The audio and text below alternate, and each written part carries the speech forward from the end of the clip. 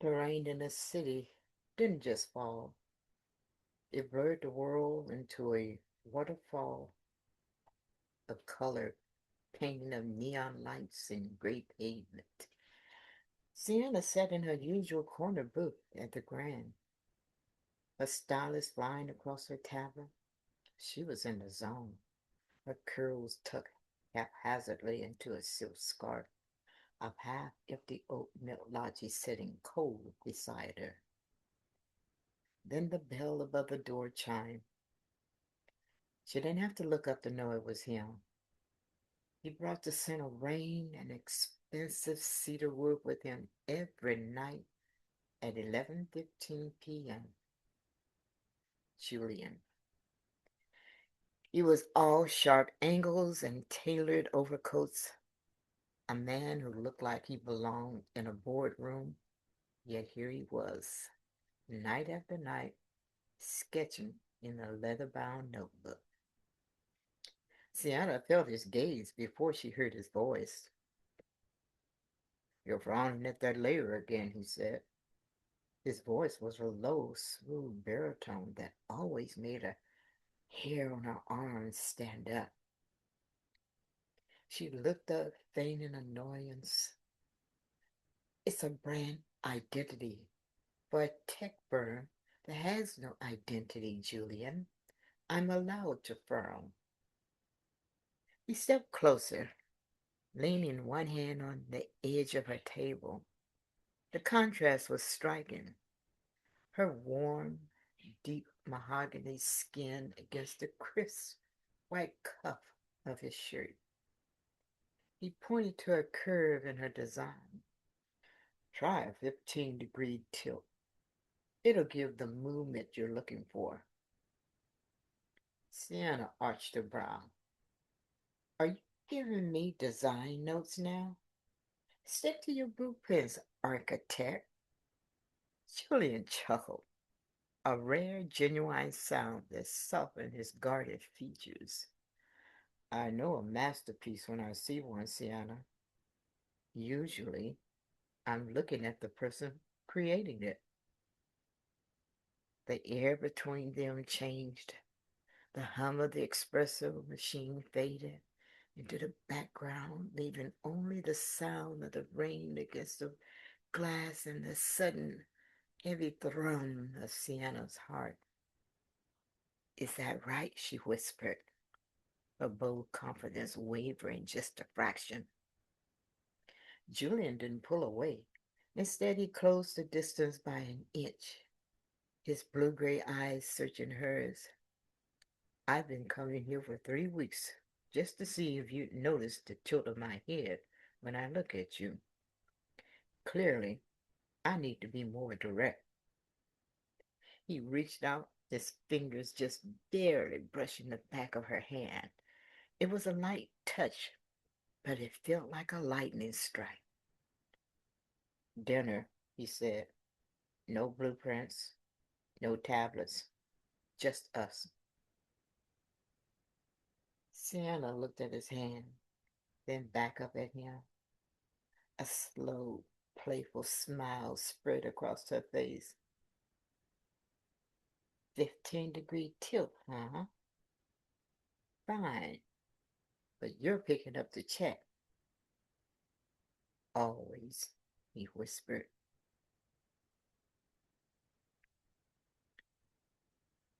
The rhythmic click-clack of Sienna's heels was the only sound in the executive suite. She wasn't supposed to be here at 11 p.m., but the merger files wouldn't organize themselves. She reached for the light switch, but a voice from the shadows stopped her cold. "Leave it off. The city looks better in the dark." Sienna's breath hitched. Julian was silhouetted against the floor-to-ceiling windows, his tailored jacket discarded, his shirt sleeves rolled up to reveal forearms that had no business belonging to a man who spent his days behind a desk. "Mr. Thorne," she said, her voice steadier than she felt, "I didn't realize you were still in the building." I couldn't leave, he said, turning slowly. The dim light of the street lights below caught the sharp line of his jaw. Not while I knew you were down the hall, working yourself to the bone. He walked toward her, his stride predatory and graceful. Sienna stood her ground, even as the scent of sandalwood and expensive bourbon began to cloud her senses. He stopped just inches away, close enough that she could feel the heat radiating off his body. I like my job, Julian, she whispered. And I like my peace of mind, he countered, his voice dropping to a gravelly low. He reached out his thumb, grazing the pulse point at the base of her throat.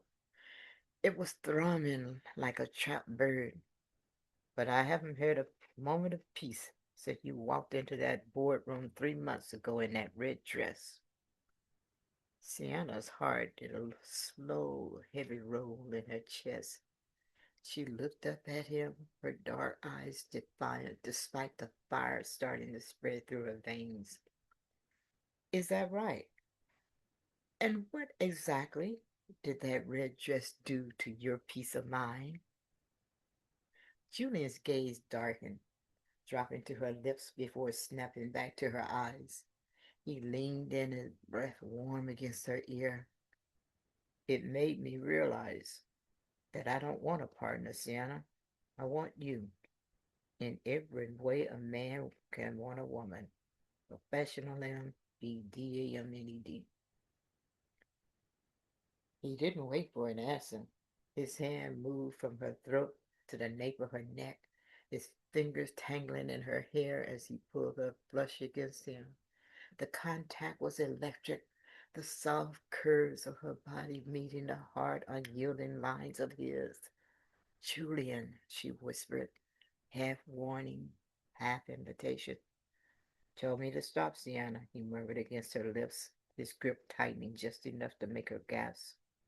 Tell me you don't feel this fire, and I'll walk out that door right now.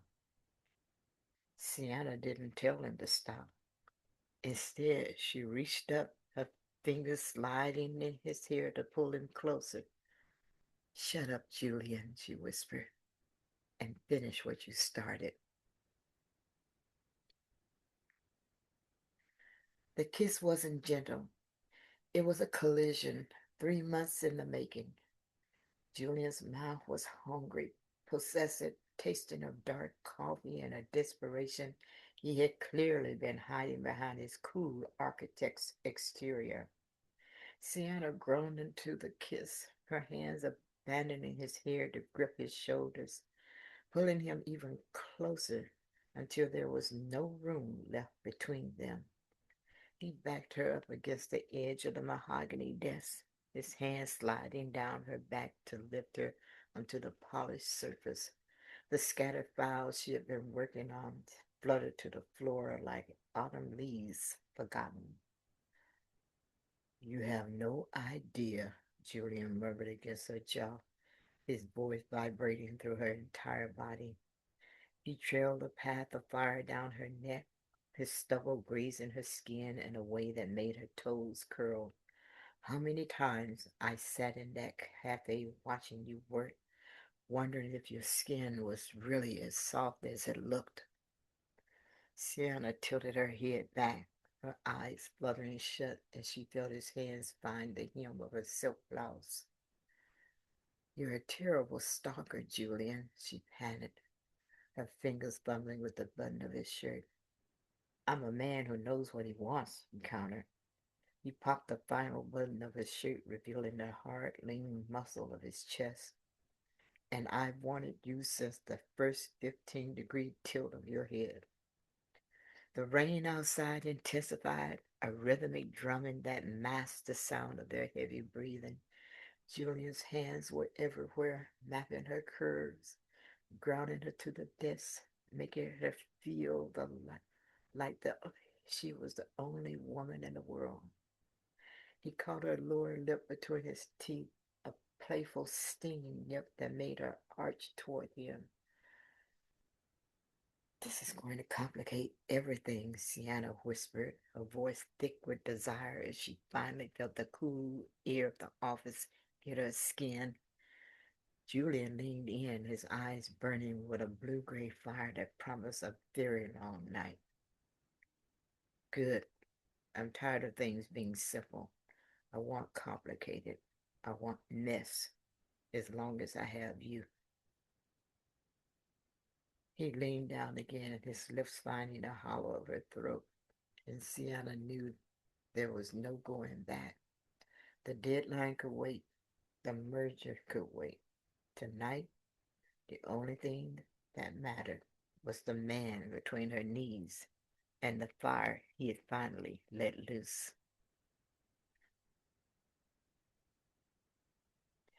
The city hummed 42 floors below, but in the sanctuary of the corner office, the world had shrunk to the heat of their skin and the fading rhythm of the rain.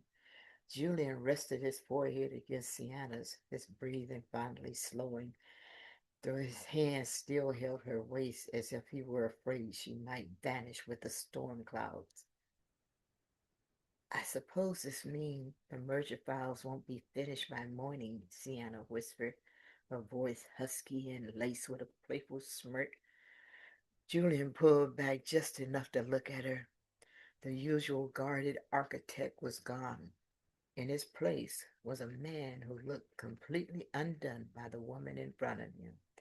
He reached up, his thumb tracing the curve of her lower lip, which was still slightly swollen from his kisses.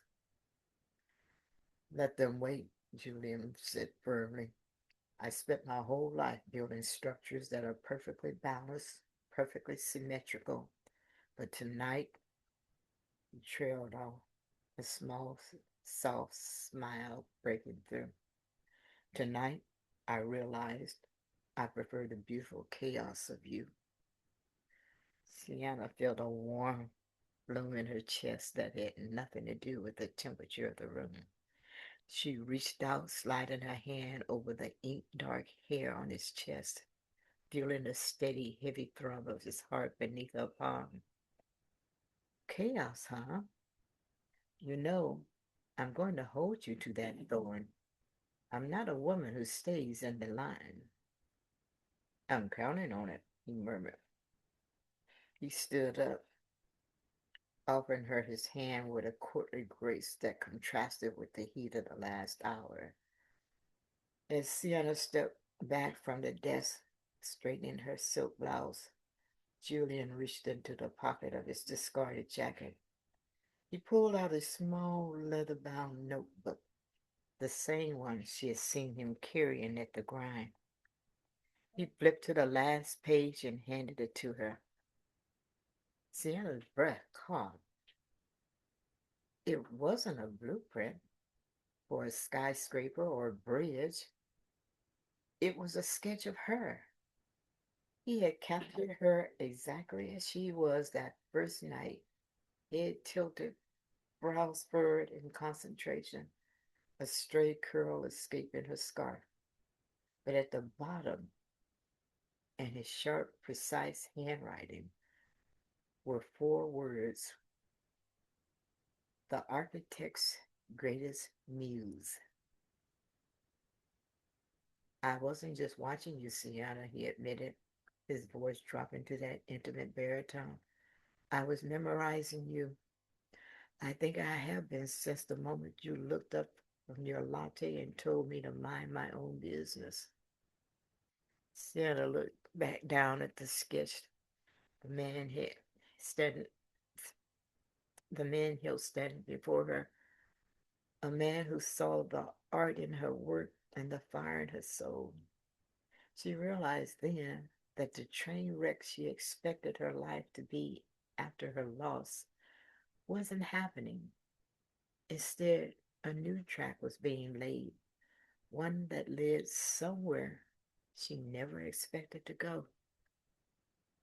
She stepped into his space, looping her arms around his neck and pulling his head down to hers. Well, Mr. Architect, she whispered against his lips, you've got the muse.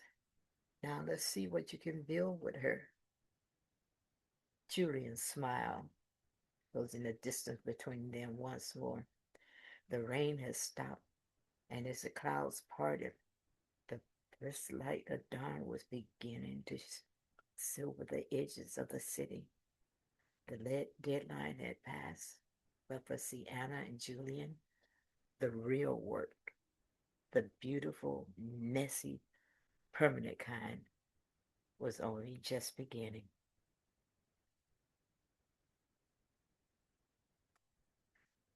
I have to ask you, is there anything more romantic than a man who's been pining in secret?